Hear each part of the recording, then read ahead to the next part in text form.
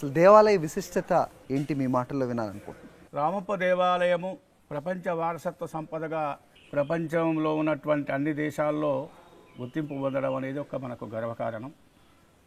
అది తెలుగు ప్రజలకు గర్వకారణం.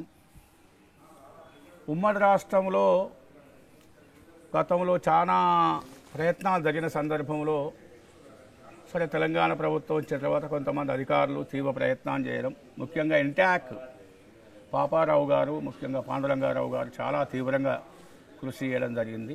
దాని తర్వాత వాళ్ళు ఏదైతే యునెస్కో బృందం ఏది ఉన్నా కూడా వెయ్యి స్తంభాల దేవాలయం సందర్శించడం, వరంగల్ కూడా సందర్శించడం, దాని తర్వాత దీని ప్రాధాన్యత కూడా తీసుకోవడం జరిగింది. రామప్ప దేవాలయం కంటే ముందు ఈ కాకతీయులు ఇక్కడ ఈ దేవాలయం నిర్మించారు. వాడు ఇది రామప్ప దేవాలయం కంటే ఇంకా పురాతనమైంది. 950 సంవత్సరాల చరిత్ర ఈ దేవాలయానికి ఉంటే 850 సంవత్సరాలు దానికి ఉన్నది రామప్ప దేవాలయానికి. వెయ్యి స్తంభాల దేవాలయం ముఖ్యంగా త్రికుటాలయం. ఇది ప్రప్రదంగా కాకతీయులు నిర్మించిన త్రికుటాలయము. 1163లో వాళ్ళ కాకతీయులు ప్రోలరాజు, మొదటి ప్రోలరాజు, ద్వితీయ ప్రోలరాజు, ఈ విధంగా 7 రాజులు, ఆ విధంగా ప్రతాపరుద్రుడు, రుద్రమాదేవి వీళ్ళందరి కాలం లోపల నిర్మాణం జరిగి దాదాపు 70 సంవత్సరాలు దీని నిర్మాణానికి 70 సంవత్సరాలు పట్టింది అని ఒక శిలాశాసనం ఆధారంగా మనం చెప్పగలుగుతున్నాం.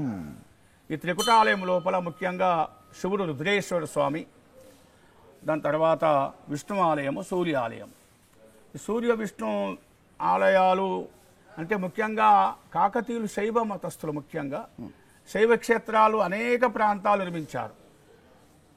మనకు గోల్కొండ కోట నుండి మొదలు పెడితే అహోబిలం క్షేత్రం, అదేవిధంగా తమిళనాడు, కర్ణాటక పరిసర ప్రాంతాల వరకు కూడా కాకతీయ కట్టడాలు ఉన్నాయి. అంటే కాకతీయ సామ్రాజ్యం అక్కడ వరకు విస్తరించి ఉన్నాయి. తర్వాత రెడ్డి రాజులు రావడం, దాని తర్వాత కొంతమంది వేరే రాజులు కూడా రావడం జరిగింది. ఈ కాకతీయులు చాలా విస్తరించడం జరిగింది. ఆ సందర్భం లోపల ఈ విస్తరిస్తున్న సందర్భంలో ఢిల్లీ సుల్తాన్లు ఇక్కడ అల్లావుద్దీన్ ఖిల్జీ మాలికాఫర్ దండయాత్ర అనేది ఒకటి ప్రారంభం చేసుకొని ఈ ప్రాంతంలో వచ్చేసి ముఖ్యంగా ఈ శిల్పకళను ధ్వంసం చేయాలి, దాని ద్వారా వీరి యొక్క చరిత్రను మరుగున పడేయాలన్న ఉద్దేశం చేత ముఖ్యంగా ఈ దేవాలయం మీద ప్రప్రదంగా దాడి చేయడం జరిగింది. అప్పుడే ప్రతాపరుద్రుడు పూజా కార్యక్రమాలు నిర్వర్తించుకొని వెళ్తున్న సందర్భంలో అతను బందీగా పట్టుకపోతూ కన్నా శిల్పకళ మొత్తం కూడా కొంత ధ్వంసం కూడా చేయడం జరిగింది. దాని తర్వాత బ్రిటిష్ కాలం లోపల కేంద్ర పురావస్తు శాఖ స్వాధీనం చేసుకుని దాదాపు 170 సంవత్సరాలైంది కేంద్ర పురావస్తు శాఖ స్వాధీనం చేసుకొని.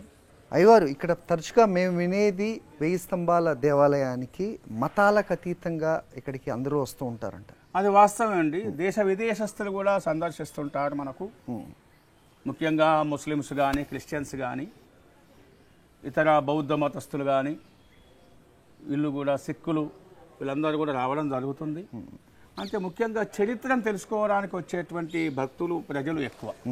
ఇంకోటి శర్మ గారు, ఇప్పుడు యునెస్కో సంపదగా ఇది గుర్తింపు పొందిన తర్వాత ఎలాంటి అభివృద్ధి ఇక్కడ చెందబోతోంది, ఇది ఏ విధంగా రూపాంతరం చెందబోతోంది అంటే ఏం చెప్తారు? యునెస్కోలో చేయడం వల్ల ఏంటంటే ప్రపంచ వారసత్వం విదేశాల నుంచి కూడా రావడానికి అవకాశం ఉంటుంది. కొంత టూరిజం పరంగా కూడా చాలా మందికి ఉపాధి కూడా దొరుకుతుంది, ఉపాధి లభిస్తుంది. గైడ్స్ నియమించాలి ఫస్ట్ ప్రధానంగా, వాళ్ళకు కూడా కొంత ఉపాధి లభిస్తుంది, కొంత వ్యాపారస్తులు బయట ఉపాధి లభిస్తుంది. కాబట్టి ఇవన్నీ చాలా కొంత పురావస్తు శాఖకు మాత్రం కొంత ఇబ్బందికరమైన పరిస్థితి ఉండకుండా వాళ్ళ నియంత్రణ వెళ్తుంది. కాబట్టి కొంత అభివృద్ధికి నిధులు అనేది ప్రపంచ బ్యాంకు నుంచి రావడానికి కొంత అవకాశం ఉంటుందని చెప్పేసి ఖచ్చితంగా చెప్పగలుగుతాం. ధన్యవాదాలు ఉపేంద్ర శర్మ గారు. సో మొత్తానికి వెయ్యి స్తంభాల గుడి ప్రాశస్త్యం, దాని పురాణం అంతా కూడా మాతో పంచుకున్నారు. మీరు చెప్పినట్టుగా యునెస్కో